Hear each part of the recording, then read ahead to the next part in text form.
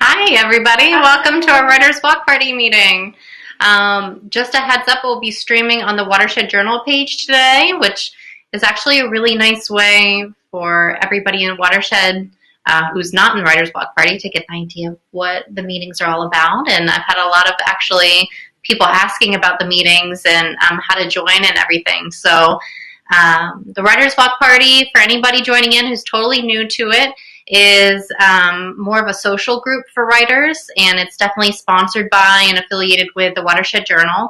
But it's really just a place where people can share work and enjoy each other's company and support one another. And that's kind of what this is all about, our monthly meetings where we have prompts and we share our work and connect with everybody. So we've got some people on at the tables, I guess, today. And so I'm so glad you guys could tune in. And I'll let you. Should we jump to the tables first, or how do you want to? Well, we had talked about going through and doing the readings first and then jumping to the tables for that, or how do you? Great. Yeah. Yes. Yeah. Okay. The problem with that. So what we're doing today is we're doing something that's live on Airstream. Airmeet. Wouldn't that be fun? And so this is how we're going to be able to participate. So if you are joining us through Facebook Live or YouTube Live, go to watershedjournal.org and you'll be able to find the link to this Airmeet and be able to jump on and participate. So once we jump to the tables, then that live feed is okay. So the people that are joining us in other ways won't be able to do that. So the way that we're going to kind of compromise and flip that around is that we can start off with some readings here. And if you are on the Airmeet with us, just click that raise hand button to let us know that you have something to share today. And then I'll just kind of go in order of who raises their hands. And then after we have some readings and discussion about the readings that we've had, we thought we would kick it back to the tables and have more of an in-depth discussion about the prompt that we set up today, which was, did you just go over the prompt? I didn't. Let me tell you about the prompt. Okay, so this is courtesy of Tom Clark. Tom, if you're out there viewing somewhere in the cyber world, thank you for this prompt. And so the idea is we called it Silent Night.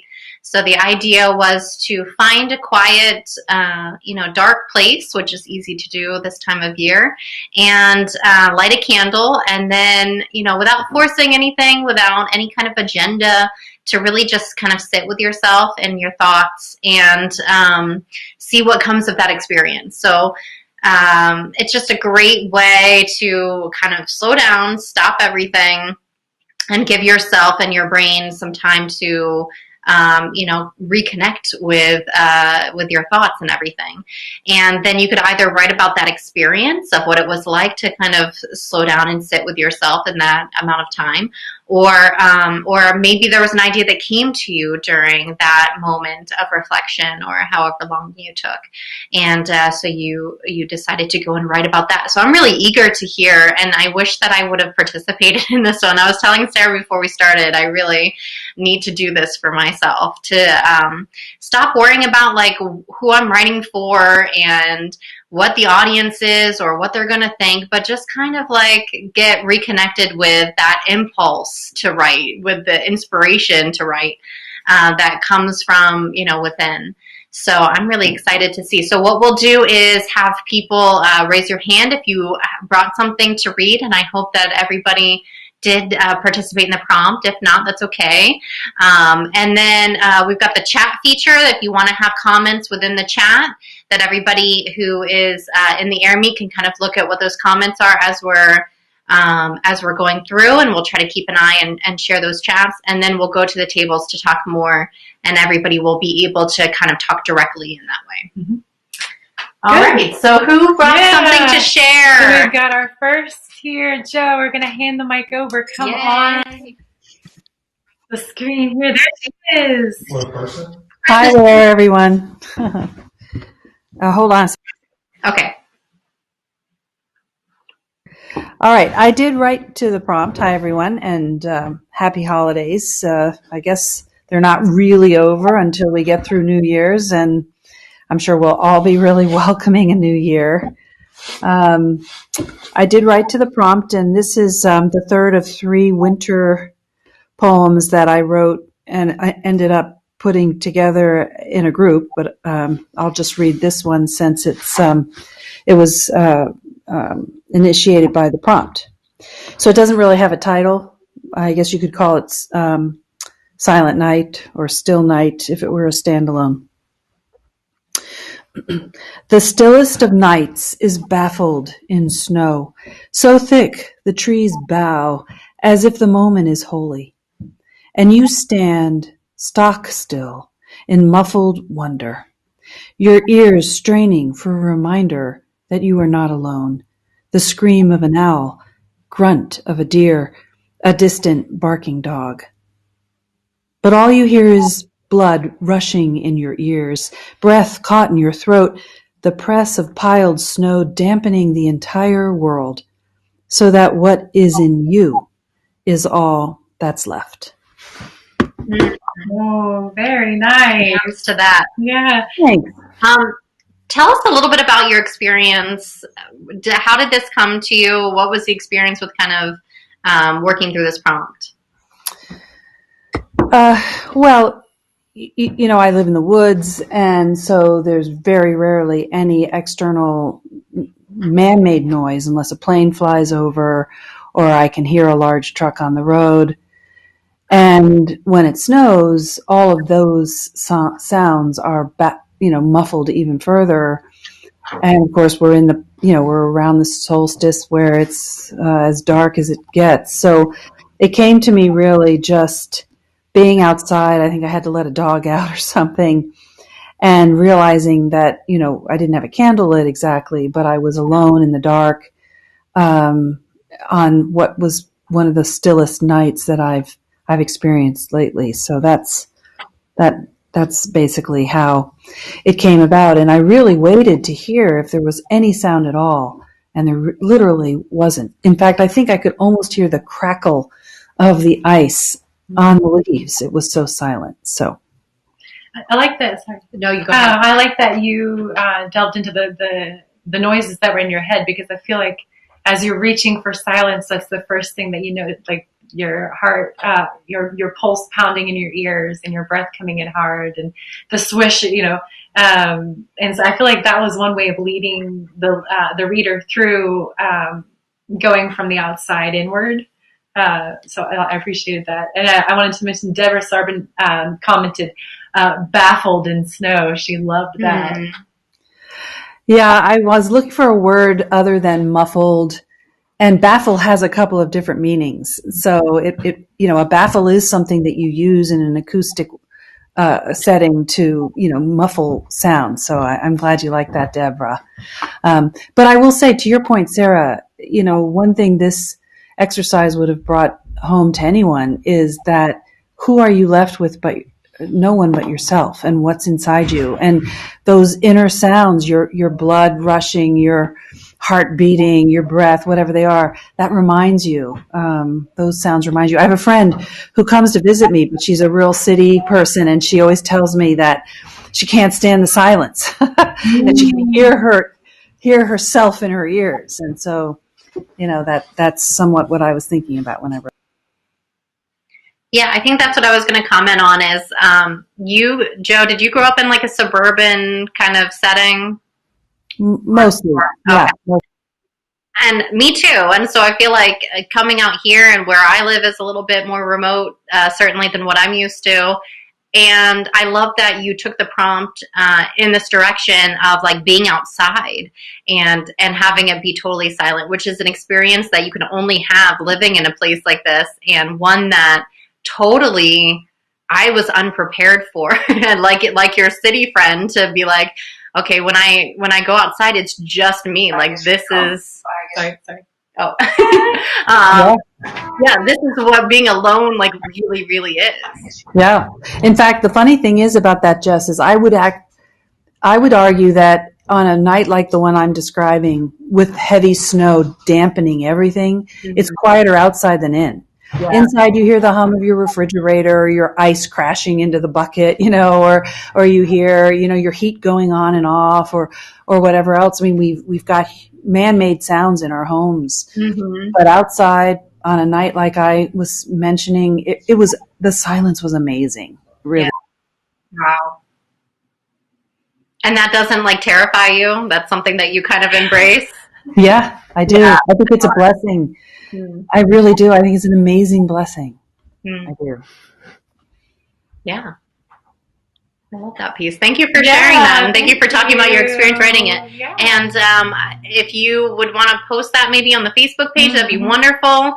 I know you mentioned that you have some other winter poems that you were working on, so if anybody, I'm sure I'm interested in reading more about those, so whatever you're comfortable posting, it might be cool to see a couple of them together like that.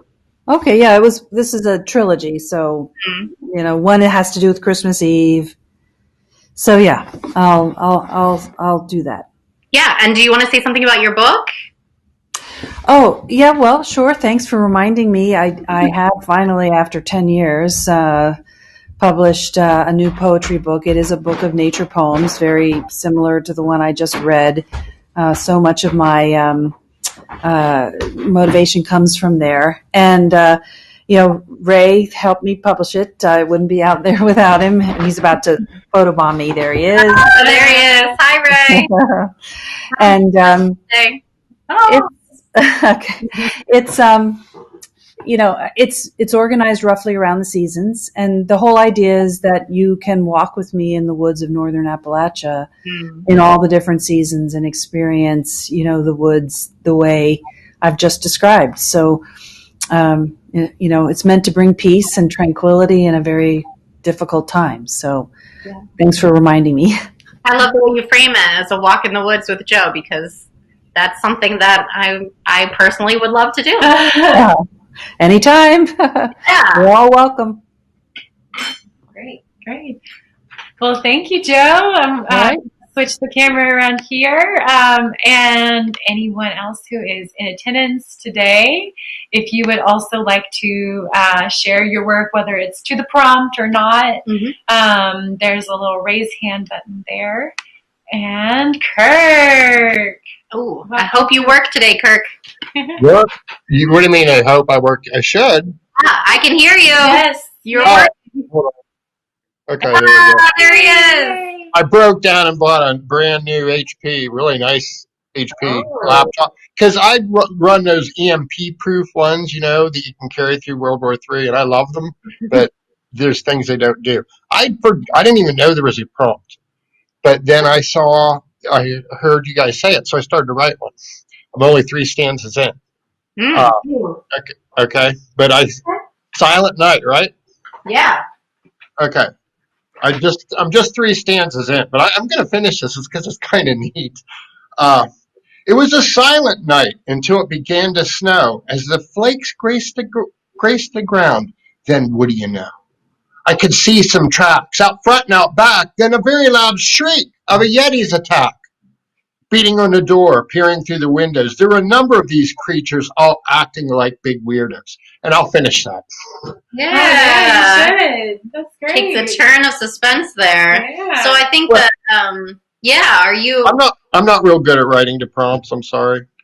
No, that's all right. That was great. Was there something about the prompt that intrigued you, or you just really any prompt kind of? Just whatever happened within the course of 3 minutes. Yeah. I didn't realize I wasn't paying attention. I just wanted to write something. Oh, that's great. Uh, Joe comments, I love the humor, Kirk. Yay!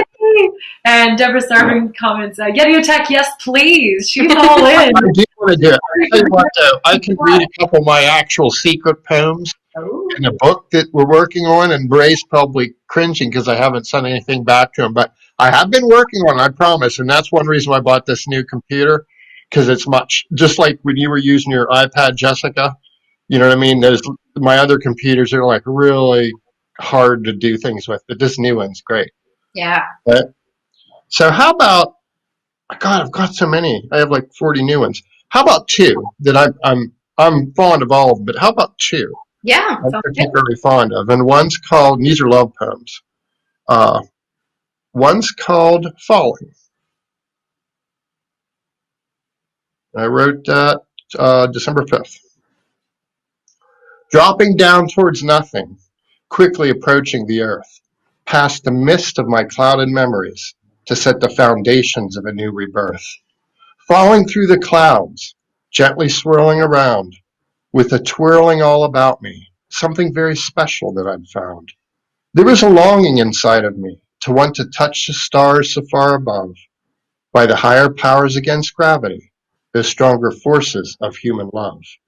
The dynamic of inner dynamics, when the lost are eventually found, the harmony of love's harmonics, those inner songs that have always been around.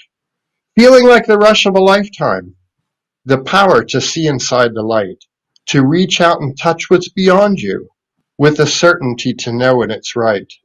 I was falling towards the planet as the need was increasing my speed, cutting the cords of my parachutes. There wouldn't be any soft landing for me. Because there was someone that I'd met down there, beyond anyone that I'd ever run into before, like a fantasy created out of thin air, with a perfection that I couldn't help but adore. With a gentle caress of sunlight on her hair, there was no way I couldn't help but care. I could feel a perfect harmony when I heard her voice, and something inside left me without any choice.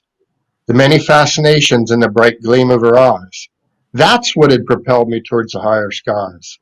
The perfect symmetry of her soft and beautiful face, that's what brought me back down to this very place. And now I was in utterly earthbound trance. I just couldn't help but respond to its calling for the magical promises of a new romance. And though I'd landed back on the earth, I was still falling. So that's kind of heavy. Very For the, nice. Yeah, for very the good. girl. And I'll just read one more, Supersonic. Well, before you go, get some comments on you. Deborah comments strong imagery, and Jessica says that's beautiful. And I personally wanted to add just that last line of even though I had landed, I was still following. That was. And I offset it, like I had it end, and then I offset that. I mean, not writing for Facebook anymore. Like I wrote that kitten one for Facebook, and there was one I wrote for Lady about being harder and stuff that I do write for Facebook. But these other ones I'm writing for more of a book. It actually works better because I'm not worried about stupid Facebook stuff, or what someone's going to say. I'm just writing something, and if someone buys my damn book, well, they'll just have to deal with it, Yeah. So I'll just one more here. I'll read real quick, and one of my common formulaic love poems. But I don't care. I like to write them that way. It's called Supersonic. Like some flashing after midnight to jolt the darkest want from my skies. A whirlwind that utterly tumbled me, the fire that burned in her eyes. As if the universe was underneath me, while its stars spiraled around with grace. In the tumult of our emotions, that all-knowing smile on your face. And I was completely out of balance, trying my best to just get a grip, but you completely overwhelmed me with the perfect curve of your lips. It was now on a whole different level. You'd taken me to a brand new place. Your beauty was supersonic, blasting me off into outer space, to touch the heat of those wanton stars on our own interstellar playground, as you came into an orbit so near me, where we went around and around and around. And a lot of my poems, I actually reuse things, you know what I mean? I reused rhyming combinations, and that can get old, but I guess I could just spread them out over different books, so people, like skies and eyes and face and grace. Well, I just can't do it. what I love about both of those is that they're very much like it's not trying to be anything else. Like that's definitely coming from you. The idea of taking love in the context of space and orbits, and the kind of imagery that ends up in a lot of your poems, whether it's funny or tragic or whatever it is. You incorporate a lot of these same ideas and images, and show different dimension to these huge big idea concepts. Well, one of the reasons I do that, and I know it's because I'm here, I got a cat meowing at me down here, but and it's not so much that I'm like a space nerd, but we're all made of stardust.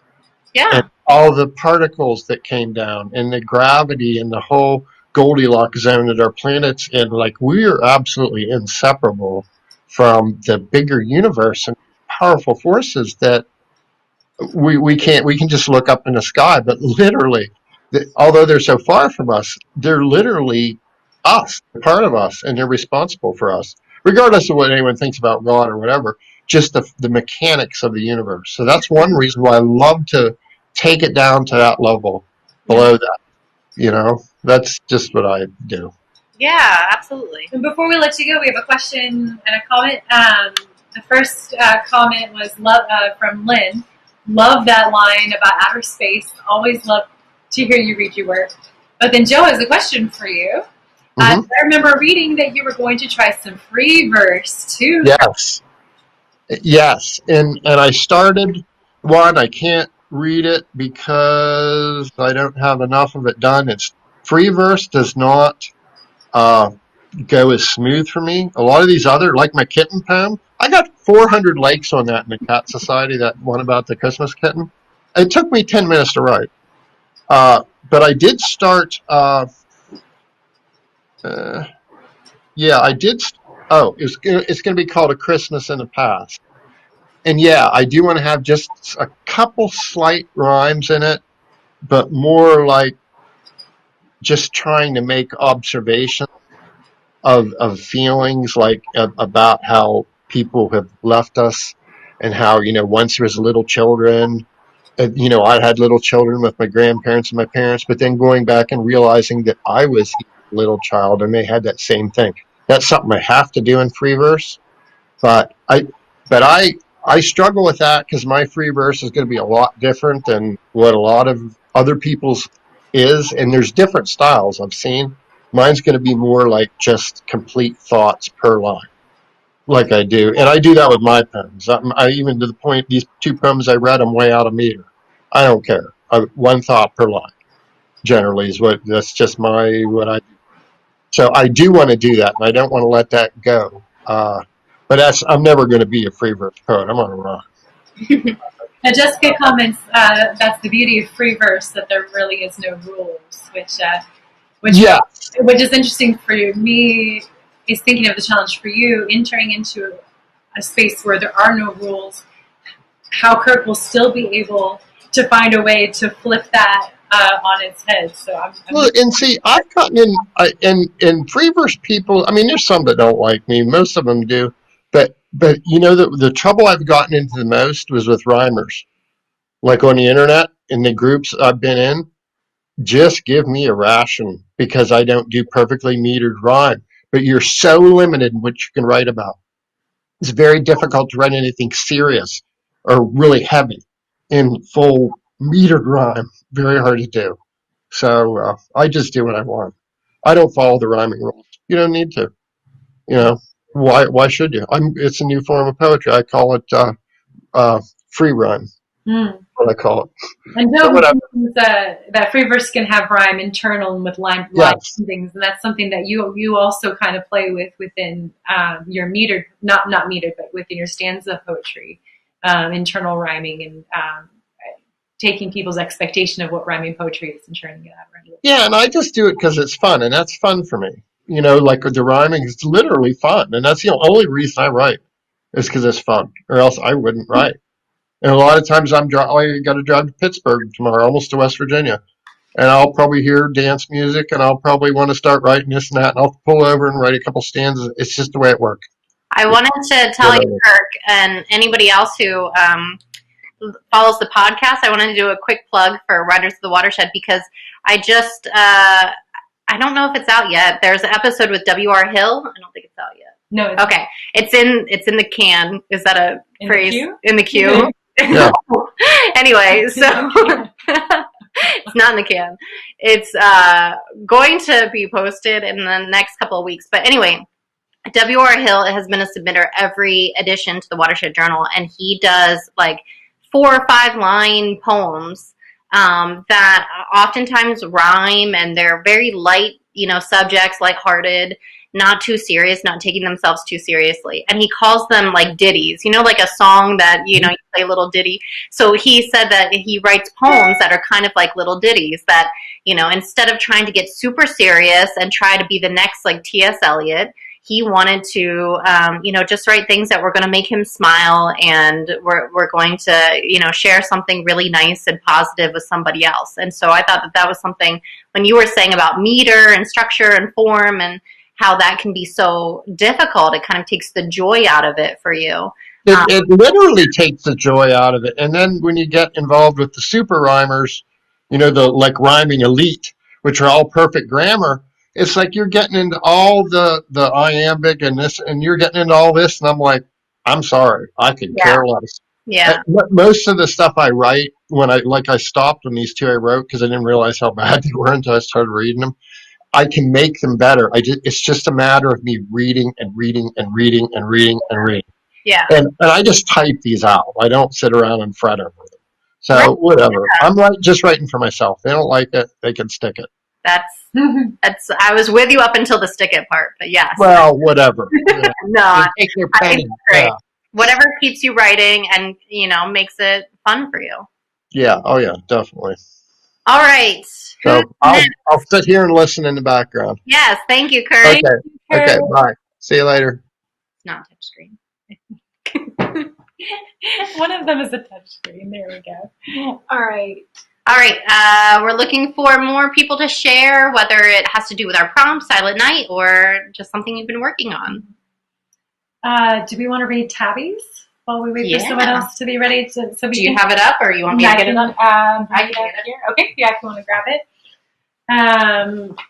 Yeah, so if you are on AirMeet and you'd like to share and read something, just click the raise hand and we'll get right on to you as soon as we share Tabby's piece here. Yeah, so Tabby Shaw is out enjoying some sunshine today, and that is a wonderful idea, but she wanted to share something that she wrote with the prompt, so I'm going to read it for you now.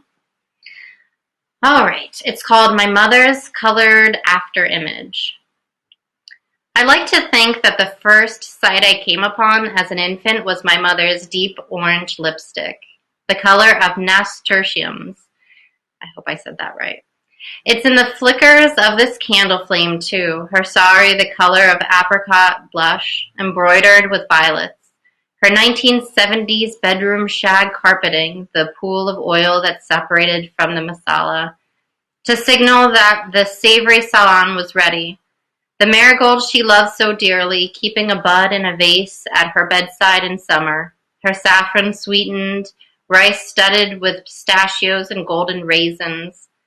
There's holiness in this color, worn by enrobed sadhus, I hope I'm saying this all right, and monks. This orange and all its associated scents are like smelling salts, waking me back to everything I had known as a child. Whatever Mom gave me can stir warmth within me, even on this bitter, wintry day. And I think I'm going to post that on our Facebook page too, because I didn't want to mess up some of the words. But what a beautiful response to the prompt. And that's Deborah Sarbin's comment. It's such a beautiful poem. I love the. I'm gonna say. I feel like I'm gonna choose the wrong word. The assonance. I felt like as you read it, the vowels. Yes, repeated vowel sounds. Yes, good. The neck got close to it. But there's something about, especially when you hear some reading it for the first time, I feel like that's something that the tongue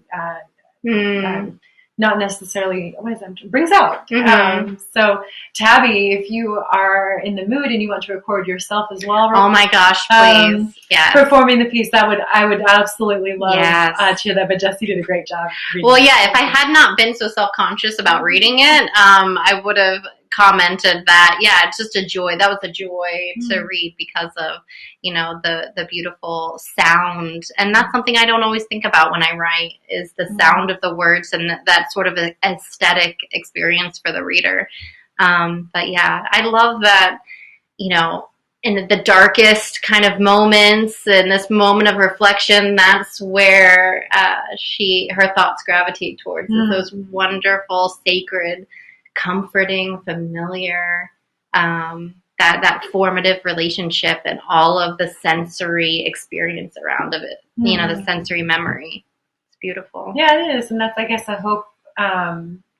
If the dark room that you're entering into with your candle gets too dark, it's nice to think about things that have been there with you in the past that are comforting, that are foundational. And I was glad to hear that. I know, that's what I would hope for.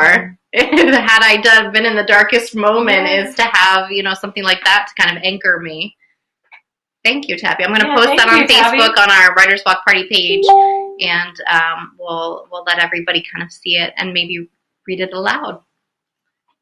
Good deal. All right, who is next? We've got some people here attending with us on AirMeet. And again, if you're joining us on Facebook Live or YouTube Live and you'd like to hop on and share your work here with the AirMeet, the watershedjournal.org, and it's the very first banner there. You can click there and you'll be able to get here. But if you are on here with us and you haven't shared, please go ahead and click that raise hand and we'll bring you on the screen. And let's see. Joe has some comments. Apricot blush embroidered with violets. Luscious is the term that she's using for that wording. And then she's calling out Deborah Sarbin. Why don't you read your response to the music prompt during the workshop? Yes. So Deborah, if you're in the mood and you'd like to share with us, we just had a workshop on Sunday. We've done a little bit differently than we've done before, but it's something that we're committed to continuing to do in the new year, quarterly. And so we'll just adapt as things change or don't change. But we hope, anyway, if you did miss that workshop, all those resources are available on our website under workshops there. And I hope that more people do that prompt because I didn't know. And I'm so glad, Joe, that you posted and that Deb posted too about your response to that musical prompt, because I didn't know if that would kind of capture anyone's imagination like it did for me. So that was great. And here is Deborah. Come on up. All right. Hello. I can hear. But not see. Okay. Yep. Yeah. All right. Now you can see me watching the live. Oh, yeah. Beautiful. But, all right. So I will read this. And yes, it was prompted by the workshop last Sunday where we got to listen to a musical piece.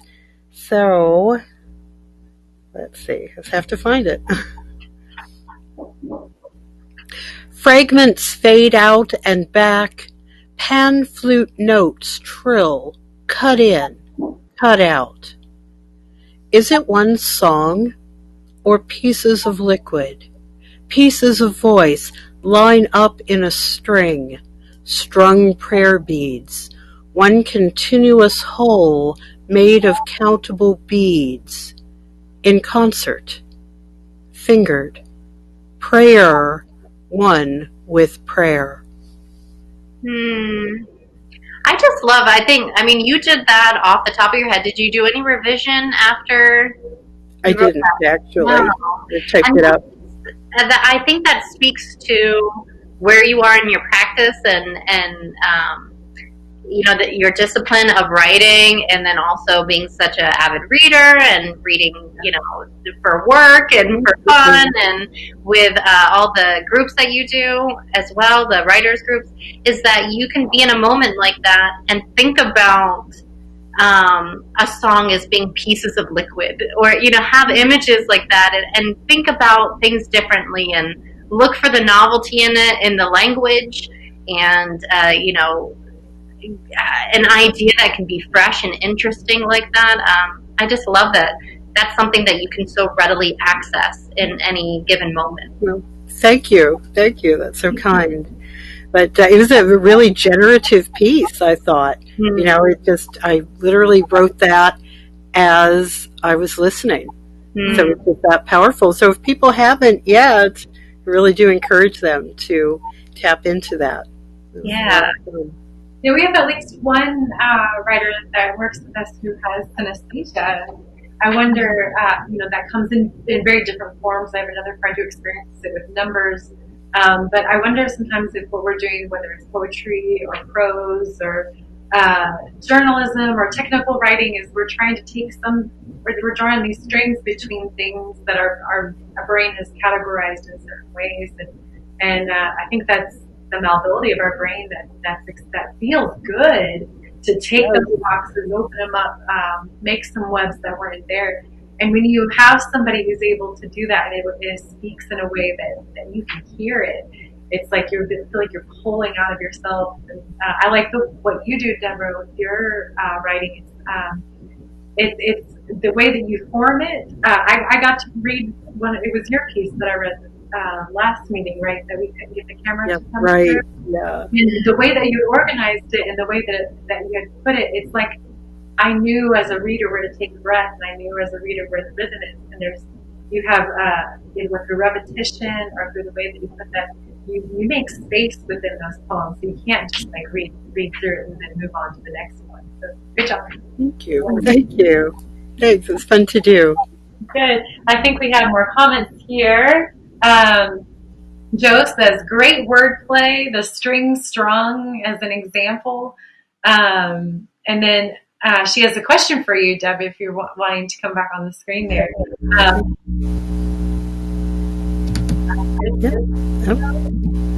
Okay, I'm back. We're gonna test all the technical skills that we all have. Okay. Her question is, how much do the images impact you with all the music? Ooh, yeah, that's a really good question. I guess the images probably did take over to some extent. I think the music was always there in the background, and the rhythms. I think probably some of the rhythm, but it is true that I think the images also really were kind of generative once they started. Great. Yeah.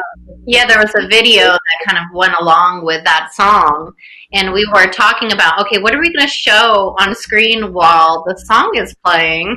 And it can't just be us kind of sitting there waiting for everybody to write. And so we found the music video, and they had put that, which I was worried about that. I thought, well, is this going to take away from or add to the purpose of the prompt, which is really, this auditory kind of exercise? But I'm glad to hear you say that it was complimentary in getting you where you wanted to go with writing. Yes, very much. Great. Yeah, thank you, Deb. Thanks. Thank you. That's still not a touch screen. All right. Anybody else who is here with us on AirMeet that would like to share? We'll do a little bit more sharing, and then we're going to kick back to the tables for some more discussion. And those of you joining us on Facebook and YouTube, it'll kind of shut off at that point, but please feel free to continue that discussion in the comments. Some of this prompt was about what the product would be. What would you write? The dark room, the finding the inspiration. But some of this was also the experience of what did it do? What was it like for you as a person? Not just that's outside of what came from it, is what was in it that can never be replicated. Or anyway, so that's kind of the direction the discussion might go, might not go. We'll just have to see. Last call for readers. Now, that's not to say that in our more private conversations you won't be able to read and share, but to share in this kind of platform with anybody. Does anybody else have something to share? Okay. Peggy Zorman has something. Peggy was having trouble with AirMeet, so she posted something on here for me to share. So hi, Peggy. I hope you're watching, because here's your piece. And while I'm reading this again, anyone else wants to raise their hand, we can get to you after this one before we kick back to discussion. This is called The Christmas Cookie Disaster by Peggy Zorman. The baking was done, the cookies still warm. One won't be missed, 'twill do me no harm. A fresh pot of coffee to accompany my treat. The aroma is tempting. Maybe too I will eat. I will pull up my chair, place a napkin and mug. The big one, you see, because I need a hug. I pour the hot liquid, then decide I need 3. The stack is now waiting. It's a party for me. The first is delicious, and then a quick sip that cleanses my palate as it crosses my lips. How quickly they go. That last one I dunk. But I held it too long. It crumbled and sunk. If you dunk Christmas cookies, please use your noodle, or your coffee will taste like that last snickerdoodle. Merry Christmas, everyone. From Valentine's. Thank you guys. How cute. For sharing that. That's great.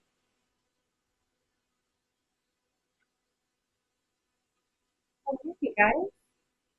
Okay, last call for real.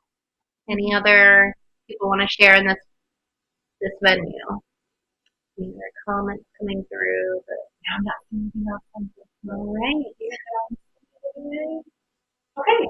So this next part will come to the tables. It'll be more kind of freeform. Anybody can talk at any point. It won't be streamed. Yes, it'll be private. And yeah, for those of you at home watching or watching at a different time, we will be posting and updating as things develop. We'll see when we can, how we'll continue connecting virtually, or if we'll be able to go back to limited registration, or hopefully in the future, of course, all gathering like we used to do. But yeah, we'll be keeping you guys updated on all of our pages and websites and all that stuff. So the big thing coming up, the winter 2021 edition is out in mid-January, so we're looking forward to that. We got some really great submissions for it. We're really pumped about putting that together. We've got some great events coming up in January, some author events with Fire and Food and Octavia Night, and an activity from Joe Shire. So we'll be looking for the calendar to be updated with that. If you're ever feeling overwhelmed that there's so much going on, just go to that calendar, watershedjournal.org/calendar, and that should be able to give us all of the submissions periods and activities and the next register for meetings. If you are one of the many people who are putting your work out there, then we would love to be able to have an event with you. So if you are having a book out, or if you have a blog out, or if there's something that we're going to demo that you're writing, let us know. We'll put you on the calendar. Yes, all right. So we're going to kick back the table for further discussion. Thank you, everyone, for